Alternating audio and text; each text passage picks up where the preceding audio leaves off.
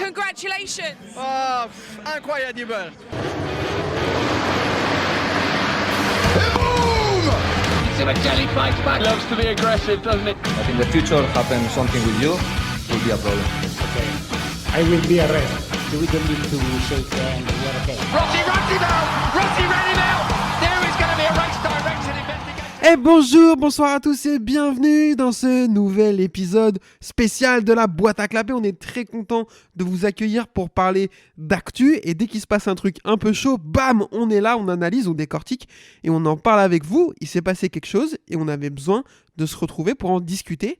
Pour ce faire, bien sûr, je ne suis pas tout seul parce que j'arrive à discuter tout seul dans ma tête, mais pas toujours quand même. Comment va l'ami Léo aka Infinito?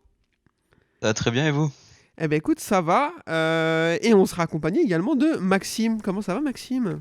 Ça va bien, mec, ça va. Incroyable, les gars. Est-ce que vous avez vu ce qui s'est passé aujourd'hui? Je crois qu'il y a une petite news qui est tombée.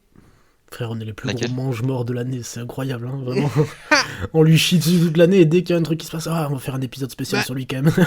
alors t'es un peu dur, non mais t'es un peu dur, on lui chie pas dessus, moi je dis ce que je pense et je suis pas toujours très tendre avec lui, j'en conviens. Après, moi je le déteste pas, mais voilà, effectivement j'essaye de mettre un peu le côté chauvinisme que certains n'arrivent pas à faire. Je vous fais la bise bien entendu. Donc Fabio Quartararo a annoncé qu'il prolongeait pour 2 ans son contrat chez Yamaha pour les années 2025 et 2026. Il y a eu énormément de pourparlers, on savait pas trop. Il a fait des stories en mode phrases un peu obscures, on savait pas trop ce qu'il voulait dire, en fait rien du tout. Il a signé, ils se sont donné la main avec Lynn Jarvis, c'était très très beau, ils sont mignons tous les deux. Donc on va essayer d'en parler, de revenir un peu sur globalement sur ce transfert, sur cette signature, avec dans un premier temps, j'aimerais qu'on revienne sur ses options. Il a continué avec Yamaha, quelles options il aurait pu avoir?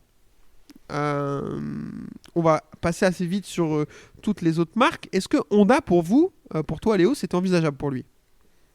Pour moi, c'était une option. Maintenant, je pense que Honda et Yamaha, on est à peu près sur la même merde actuellement. Et on n'a aucune certitude, que ce soit Honda ou Yamaha, pour qu'ils reviennent au top niveau. Et vu qu'ils connaissaient Yamaha, je pense qu'ils ont fait la comparaison entre les deux, valait peut-être mieux rester chez eux. En plus, au moins, la Yamaha est en pote tous les week-ends, quoi. C'est pas faux. Du coup, ça nous laisse 3 marques qui sont Ducati, Aprilia et KTM. Maxime, est-ce qu'il y en a une dans ces 3 qui te paraissait être une option plus envisageable que les autres pour notre ami Quartararo? Ça va faire un peu écho à ce qu'on a dit dans le dernier épisode, enfin ce que j'ai dit. Pour moi, Aprilia était la piste la plus viable, enfin la plus crédible en tout cas, parce que chez Ducati et chez KTM ça me semblait bien bouché, à part chez GasGas, mais financièrement puis on en reviendra, mais vu pour combien il a signé apparemment, GasGas c'est pas envisageable en fait, c'est leur budget à l'année, donc c'est compliqué. Mais après Aprilia, c'est pareil, il y avait une question de budget. Est-ce qu'ils pouvaient signer chez eux? Je pense pas. Enfin, de ce côté-là. Et après, niveau fiabilité, c'est ce qu'on disait aussi. Ils sont perfos, mais pas fiables. Et est-ce qu'ils arriveront à régler leurs problèmes de fiabilité sans sacrifier la perfo? Ça me semble aussi compliqué. Assez d'accord avec ça. En fait, ce qui se trame, ce qui un peu émerge, c'est que il n'y a aucun team qui pouvait lui proposer une moto et de l'argent. Parce qu'en fait, les seuls qui étaient capables de s'aligner pour un pilote de son calibre, comme ça, avec une moto perfo, c'est les teams officiels Ducati KTM, en gros. Aprilia, je suis même pas sûr que le team officiel ait de l'argent pour payer ce que voulait Quartararo. Et en plus, on peut aussi se poser les questions de fiabilité, comme tu le dis. Et sauf que chez Ducati, quand il y a déjà Bagnaia et Jorge Martin et Enea Bastianini et Marco Bezzecchi et Marc Marquez, non voilà, Quartararo c'était pas possible. Et après chez KTM, t'as juste Brad Binder qui est signé jusqu'en 2044 à peu près, et Pedro Acosta. J'adore Fabio Quartararo, mais Pedro Acosta, bonsoir. Donc c'était pas possible. Donc là, la question qui se posait, c'était prendre beaucoup moins d'argent et aller dans un team satellite avec une moto perfo, ou alors prendre de l'argent dans un team pas perfo, que ce soit Honda ou Yamaha. Il a fait le choix de rester chez Yamaha. Avant de parler vraiment de son choix et de dire ce qu'on en pense, est-ce que le scénario où en fait personne lui a vraiment fait de proposition autre que Yamaha, ça existe, Léo? Pour moi, alors il y a dû avoir des échanges, mais pour moi, il n'y a jamais eu d'offre concrètement d'Aprilia. Et je vois, pour moi, KTM n'en aurait jamais fait. Et Ducati, je sais pas, ça aurait peut-être attendu le move de Martin, voir s'il allait chez les rouges, s'il partait ou quoi que ce soit. En fait, c'est justement le timing qui paraît bizarre, parce que c'est vachement tôt dans la saison d'annoncer un renouvellement sans forcément attendre qu'il y ait quelque chose qui se déclenche ailleurs. Maxime, qu'est-ce que tu penses de ça? Moi, je voudrais rebondir sur ce qu'il dit. Je pense qu'il y a 2 points. Déjà, potentiellement, Pramac a pu lui claquer la porte au nez, comme Ducati, comme tous les autres. C'est pour ça qu'il a signé tôt. Et peut-être aussi un ras-le-bol de cette situation-là, où avec les médias, ça doit peut-être peser aussi la question de tous les week-ends. Est-ce que, quand tu vois que t'as pas forcément de solution, que tout le monde se pousse pas au portillon, voilà, je pense qu'ils savent un peu ce qui se passe aussi en interne, dans les autres teams. Donc, je pense qu'ils avaient sûrement pas d'autre solution, en fait, ou pas de meilleure. Donc c'est pour ça qu'ils ont signé celle-là et aussitôt, quoi. Ok. Moi, je pense que c'est un scénario qui peut exister, effectivement, comme vous dites, parce que les deux seules choses qui étaient les plus viables pour lui et intéressantes, c'était KTM et Ducati, sauf qu'ils n'ont rien à lui proposer. Aujourd'hui, ils ont des pilotes qui n'ont pas grand-chose à envier à Fabio Quartararo. À part Brad Binder. Franchement, Brad Binder, on peut se poser la question. Mais sinon, Bagnaia, Martin, Pedro Acosta, moi, je sors aucun des trois pour Fabio Quartararo. Ouais. Surtout que pour moi, KTM, ils ont toutes les cartes potentiellement pour attirer un Marquez. Là où Marquez, il a pas besoin d'un gros salaire comme Fabio parce que il arrive peut-être pas en fin de carrière, mais il a passé le milieu de sa carrière, bien passé même. Et il a tous les sponsors, il a Red Bull qui peut l'autofinancer s'il faut. Et Red Bull est avec KTM, donc je pense que ça serait le meilleur choix pour eux. Et ils ont Acosta comme tu disais, et Ducati, ils ont pris Aldeguer, ils ont actuellement Martin. Enfin, ils peuvent même faire monter Marquez dans un monde, j'y crois pas trop, mais potentiellement faire monter Marquez en rouge. Pour moi, aller chercher Quartararo, c'est potentiellement se rajouter des emmerdes en plus parmi les pilotes qui sont déjà titulaires, quoi. Assez d'accord avec ça. Du coup, on arrive à la situation où Fabio Quartararo prolonge chez Yamaha, comme on l'a dit, pour 2 ans, 2025-2026.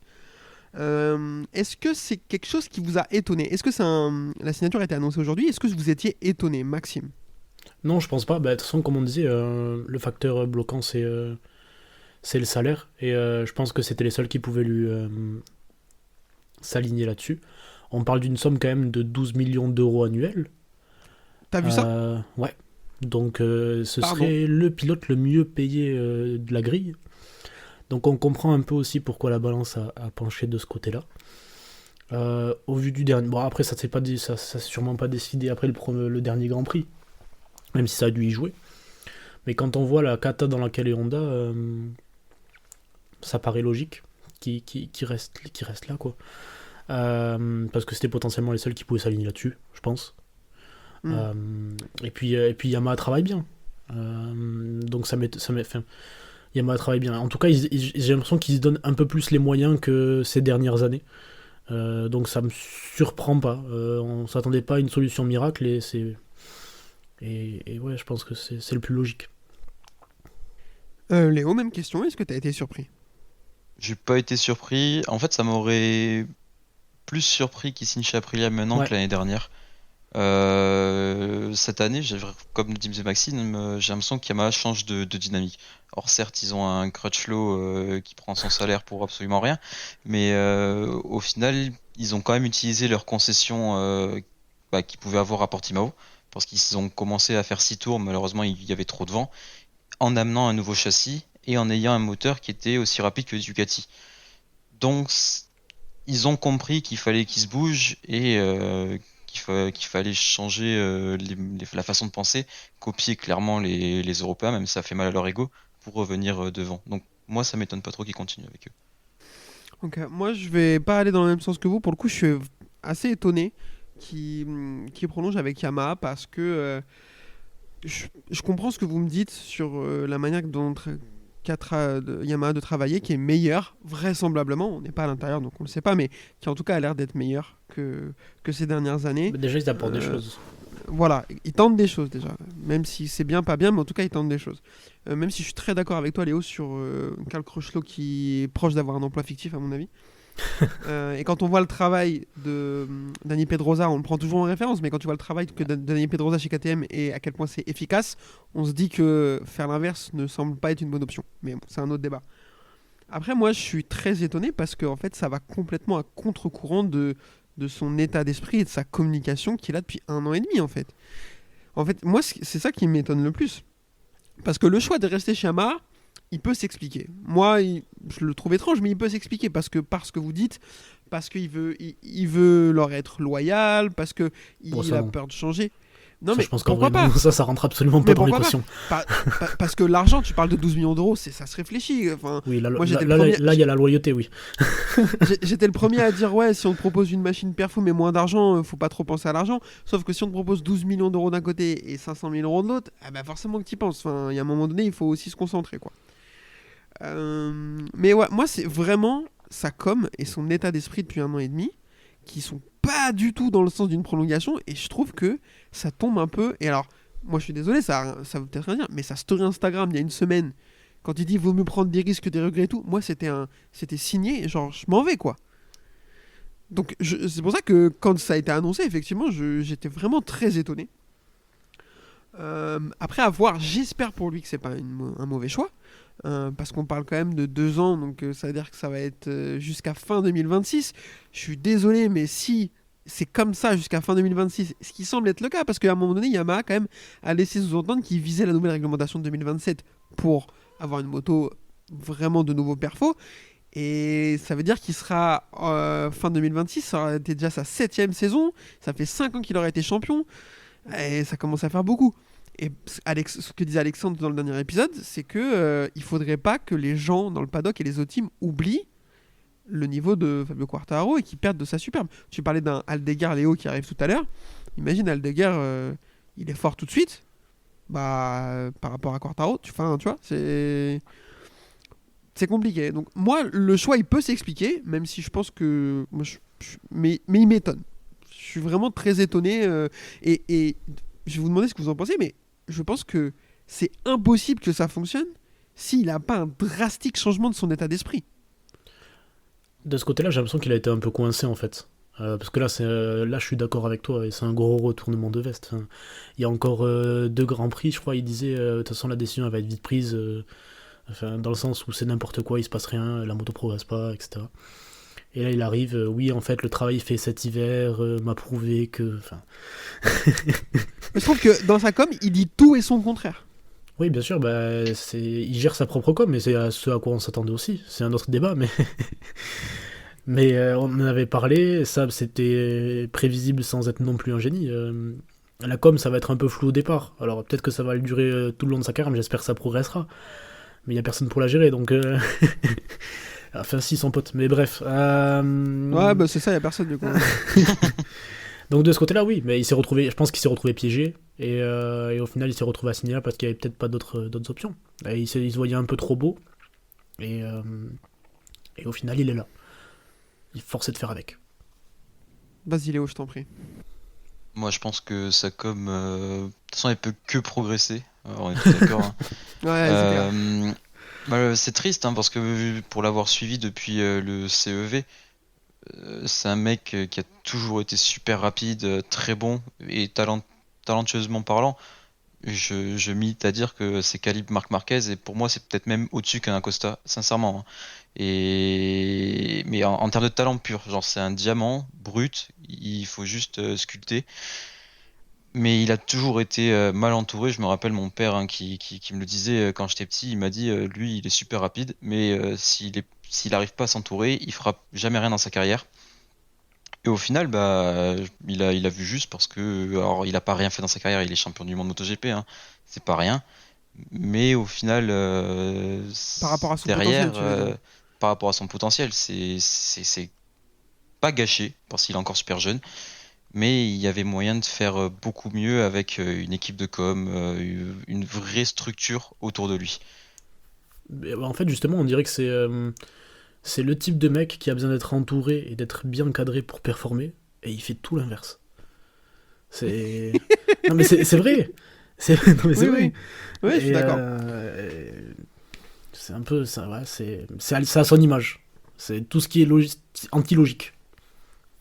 Moi, voilà, je vous le dis, je pense que clairement, il va falloir. Peut-être que ça va être un électrochoc, peut-être que. Moi, il y a un moment, il y a un point où ça m'étonne aussi de la part de Yamaha. Moi, je me disais dernièrement, mais ok, Quartararo, on est en train de se dire est-ce qu'il va signer ou pas, mais peut-être que Yamaha, ils auraient pu se dire aussi, hé, gros, t'es gentil, ok, t'es un pilote incroyable, mais on n'en peut plus, on n'a peut-être pas envie de te re-signer. Alors, des pilotes comme lui, tu l'as dit Léo, il n'y en a pas beaucoup. Il y a 5-6 pilotes, il est dans le top 5-6 voilà, des meilleurs pilotes du monde aujourd'hui, Fabio Quartararo. Je pense que là-dessus, on est tous assez d'accord. Quand tu l'as, tu lui jettes pas parce qu'il te parle mal à la caméra de temps en temps. C'est compliqué. T'es obligé un peu de faire le dos rond, même si ça leur fait pas plaisir. Mais je me suis dit, Yamaha, peut-être qu'à un moment donné, ils vont faire, mais gros, le développement, ça fonctionne pas. Peut-être parce que eux, ils considèrent que c'est pas, il fait pas ça correctement. En plus, il joue pas trop le jeu de l'équipe, etc. Nous, on n'a pas envie de te garder. Alors, finalement, ça n'a pas été le cas. Et ils auraient été bêtes de le faire. Mais ça aurait été, non, mais ça aurait été possible, tu vois. Enfin, je sais pas, peut-être que je m'emballe complètement. Et je pense qu'ils auraient été très bêtes de le faire. Mais c'était pas impossible, je pense aussi. Pas ce que vous en pensez. Pour rebondir sur ce que tu as dit tout à l'heure de Fabio qui potentiellement peut tout perdre en restant chez Yamaha, c'est vrai. Et j'étais d'accord d'ailleurs avec Alexandre lorsqu'il l'a dit dans le dernier épisode. En revanche, je suis tombé sur un tweet de Swingsy qui, je trouve, est très, très bien tourné et je suis assez d'accord avec tout ce qu'il a mis. C'est 8 points, des raisons de pourquoi Fabio reste chez Yamaha. Donc, Yamaha n'est pas aussi loin que Honda. C'est pas faux. Yamaha est plus proche. Je pense que ça dépendra des pistes cette année. Et plus Ouais, je pense apte. aussi. Ouais, mais la Yamaha est quand même. Je sais pas, j'ai l'impression qu'elle arrive un peu plus à accrocher quand même le devant que la Honda. Elle est toujours La plus Honda, faut la polyvalente en tout pousser cas, à je sa pense. limite. Oui. Ouais. Après, le deuxième point, c'est les choses ont changé et semblent fonctionner. Ça fait lien avec ce que je disais. Ça, c'est trop la sur, culture de les l'instant tests. présent, je trouve, tu vois. Après, c'est la Parce culture que- de l'instant. Ouais, c'est ça. C'est la culture de l'instant présent parce que la première course, ils sont genre nulle part. Et ils se baladent, ils se bataillent avec les Honda, tu vois. Enfin, Les Honda sont devant même. Il y a un truc où. ouais, il y a Alors un non, truc où ça se non, bagarre. Zarco est juste derrière Quarta, je crois, un truc comme ça. Ouais. Après, il y a le fait des concessions, enfin les nouvelles concessions, la différence, le gap C'est est vrai. énorme. C'est-à-dire que Honda et Yamaha, en une saison, s'ils capitalisent à fond sur les concessions, ils ont moyen de rattraper tout le monde. Faut absolument Ouais, qu'ils capitalisent. D'ailleurs, je trouve ça abusé que KTM et Aprilia soient trop dans la catégorie 3, parce que le gap avec la Ducati, c'est-à-dire qu'en cours de saison, si ça se trouve, la KTM, ça devient une fusée, et ils mettent la mine à toutes les Ducati. Enfin, j'y crois pas trop, mais il y a un monde. Après, il y a aussi le fait que ça soit le numéro 1 de la marque, en plus un team officiel. Comme il y a deux autres points qu'il avait cités, c'est il y a un surbooking chez KTM, chez Ducati, et KTM ils ont Acosta et l'Aprilia casse beaucoup. C'est des poids qui penchent dans la balance. Clairement. Et après, il est encore jeune pour prendre un tel risque, totalement. Certes, il a beaucoup de saisons en MotoGP, mais il est super jeune. Ça se trouve, il a encore 10 ans devant lui en MotoGP. Et le point qui fait totalement inverse à ce que tu disais tout à l'heure, c'est que s'il ramène Yamaha au sommet, ça sera lui la légende de Yamaha qui c'est vrai. les a tirés tout en haut. Ah, ça c'est vrai, il se donne la possibilité de devenir légendaire aussi en ramenant Yamaha tout en haut. Ah, mais ça, C'est potentiellement, il est dans la même case que Rossi chez Yamaha. Ouais, il va falloir qu'il aille en Oui, chercher un Rossi peu a plus, le mais titre, mais pour Yamaha, J'ai eu un pour Holker, Yamaha. là. Rossi a tout amené au MotoGP, mais Quartararo pour Yamaha, il aura un peu le truc de je vous ai retiré vers le haut, quoi. Oui, comme l'a fait Rossi en 2004. Là-dessus, je te rejoins. c'est vrai que quand on aura oublié tous les détails à l'époque, de cette époque-là, on dira il est resté, etc. Mais je pense qu'il se retrouve, pour rebondir sur ce que tu disais, Kevin, ta question initiale, je pense qu'en fait ils se retrouvent tous les deux coincés dans une certaine situation où il n'y a pas d'équipe assez bonne qui offre une solution qui lui convient, et eux, je pense que s'ils perdent Quartararo, quel top pilote voudra aller chez eux en sachant qu'ils ont tous des vues ou des guidons Aucun. qui Ah sont non, mais- meilleurs. Donc je pense qu'ils sont tous les deux à un moment où autant avant Quartararo, je pense avait d'autres solutions et a cru au projet, autant là ils sont tous les deux bloqués là et ils ont tous les deux intérêt à pousser dans le même sens pour s'en sortir. Quartararo a tout intérêt à ce que la machine marche pour que lui, sa cote reste au point où on en est, en tout cas, ou remonte, et qu'il s'ouvre d'autres portes s'il veut. Et Yamaha a tout intérêt de capitaliser sur avoir un aussi grand pilote pour scorer des gros points et attirer d'autres pilotes si lui s'en va, tu vois. Donc, Et faut que ce soit win-win pour les deux, potentiellement, quoi. il y a un monde. Potentiellement, il y a un monde où il s'est dit rachat de Liberty Media, série Netflix, drama dans le box avec Yamaha. Ça peut ramener de la fame. J'angoisse déjà. Messieurs, dernière question pour conclure cet épisode spécial. C'est le premier domino qui tombe, entre guillemets, sur les signatures de contrat, parce qu'on nous rappelle qu'avant lui, il y avait 17 pilotes qui n'avaient pas de contrat pour l'année prochaine. Si je ne me trompe pas, il n'en restait que 16. Est-ce que ça va avoir un impact sur les autres pilotes, les autres signatures, Léo? Bah, je le voyais prolonger, pour autant, je me disais que s'il partait, ça ferait un effet domino. Je vois notamment Martin, s'il n'a pas une place chez les Rouges, il est assez bête pour tomber chez Yamaha ou Honda. Maintenant, je sais pas, ça voudrait dire que Honda se sépare de Mir parce que Marini a 2 ans de contrat, ou alors il casse le contrat de Marini. Oh, s'il vous plaît. Je- Donnez-lui son Non. contrat d'ingénieur, mais. Pilote de test, au pire, apparemment, il est bon, mais. Pour moi, je te donne une piste, Léo, tu me diras ce que tu en penses. Pour moi, en fait, par rapport à Jorge Martin, ça ouvre une porte dans le sens où je suis pas sûr que Jorge Martin aurait accepté d'être pilote numéro 2 d'une team. Et si par exemple Aprilia avait signé Quartararo, ils auraient jamais pu avoir Jorge Martin. Là, sachant qu'ils n'ont pas signé Quartararo et qu'ils vont se séparer d'un ou deux de leurs pilotes du team officiel, ils ont peut-être un peu plus de chances d'attirer Jorge Martin en disant ce sera toi le pilote numéro 1. Je l'avais pas vu comme ça, mais oui, c'est une potentialité. Maintenant, faut chez Aprilia soit se séparer d'Espargaro qui a clairement ramené la gloire chez Aprilia, faut le dire, Ouais. ou un Vignales qui commence à arriver très fort à Portimao, ce qui fait c'est monstrueux. Ouais, mais c'est Vignales, hein, il peut être 18ème à Austin. Hein. Et casser le moteur. Ouais, voilà, c'est ça. Après, aller chez Spargaro, on n'est pas là pour parler de ça, mais aller chez Spargaro, il laisse toujours planer le doute sur est-ce qu'il va continuer, est-ce qu'il va pas continuer, etc. Et pour moi, il y a un scénario où Aprilia se mette d'accord pour qu'il arrête, mais il reste pilote test. Comme ça, il continue son taf de développement sur l'Aprilia, mais par contre, il laisse son guidon à quelqu'un qui va plus vite que lui, parce qu'on a beau se dire ce qu'on veut, il y a quand même pas mal de mecs qui vont plus vite que lui. Comme son frère. Voilà, par exemple. Maxime, question, je te la pose. Est-ce que ça a un impact sur les autres pilotes qui vont avoir besoin de signer un contrat l'année prochaine? J'ai pas l'impression. Moi, je pense qu'on voit la cote d'Aprilia beaucoup trop haute. Je sais pas pourquoi, mais Ça, pour oui. moi, Non, mais je suis pour d'accord. moi, Aprilia, c'est archi pas sexy, hein, vraiment. C'est vraiment des cas comme Vignales où t'as l'impression qu'il a plus aucune porte ouverte et tu finis là-bas. Et par chance, la moto marche en plus, parce qu'au moment où il y va, vraiment, personne n'a envie d'y aller. Mais aujourd'hui, elle gagne des courses par rapport à la Honda et la Yam. Non. Non. Bah, elle a pas Elle gagné gagne- elle a une gagné- semaine. Elle a gagné la sprint. T'as vu une Yamaha Ouais, mais One Sprint, oui, mais ça va. Faut faire une moitié de course, sinon elle tombe en panne. Allô, tu gagnes pas un championnat à la sprint, Non, mais- ça marche pas. Ah non, mais moi je te dis, non, mais je te dis moi, pas je le pense contraire, que, moi, je pense que par rapport à ce que vous disiez tout à l'heure, Martin, ça va juste le lancer à la bagarre de la Ducati plus que ce que c'était encore. À la limite. Mais aucunement. pour avoir la rouge. Ouais. Et à la limite, Bastianini, peut-être, au lieu d'être chez Pramax, c'est à l'ego, il est capable d'aller chez Aprilia, tu vois. Mais, Oh je putain, vois- alors ça, par contre, Bastianini sur une Aprilia, c'est sexy de fou furieux, je vous le dis. Ça, Mais j'adore. tu vois, en Ouais. revanche, sur une Aprilia, là oui, en total outsider, il vient de se faire virer de chez l'officiel Ducati, il va chez les concurrents italiens. Ça, c'est une Ah, belle ça, histoire. j'adore. Ah oui, j'aime trop. Mais je vois pas Martin y aller, tu vois. Enfin, on fait que dire qu'il est bête, mais je pense vraiment pas. Genre, t'as aucune chance de gagner un titre chez Aprilia pour moi. En fait, c'est un gros mot de dire qu'il est bête. C'est juste qu'il est.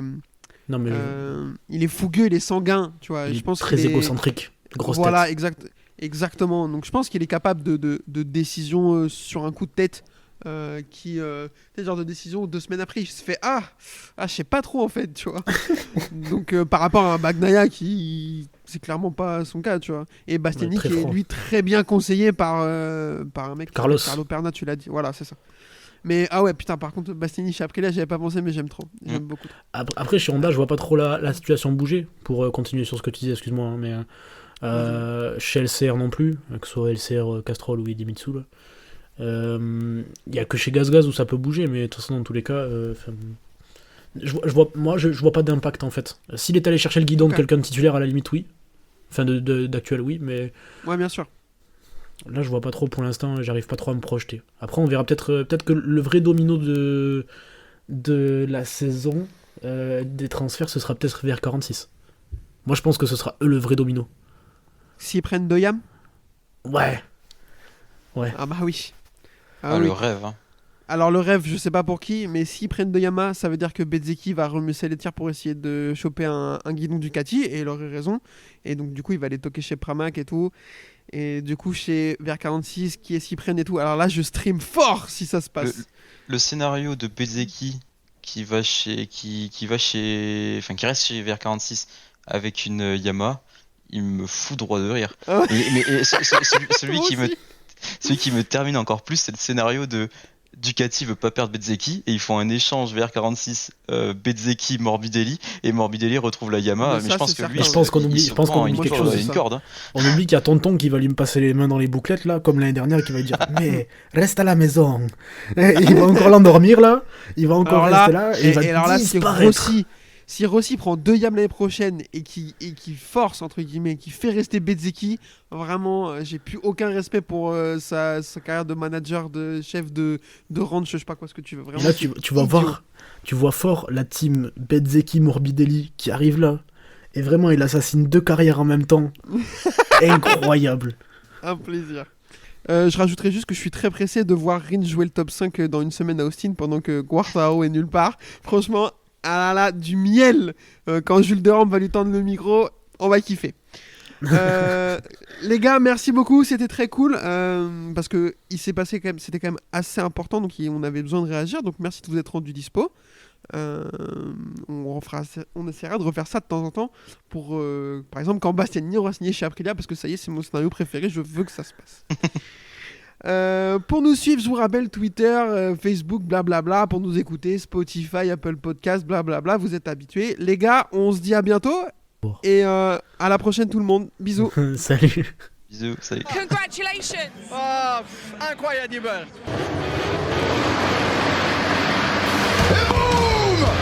Simoncelli fights back. Loves to be aggressive, doesn't it? But in the future, happen something with you, will be a problem.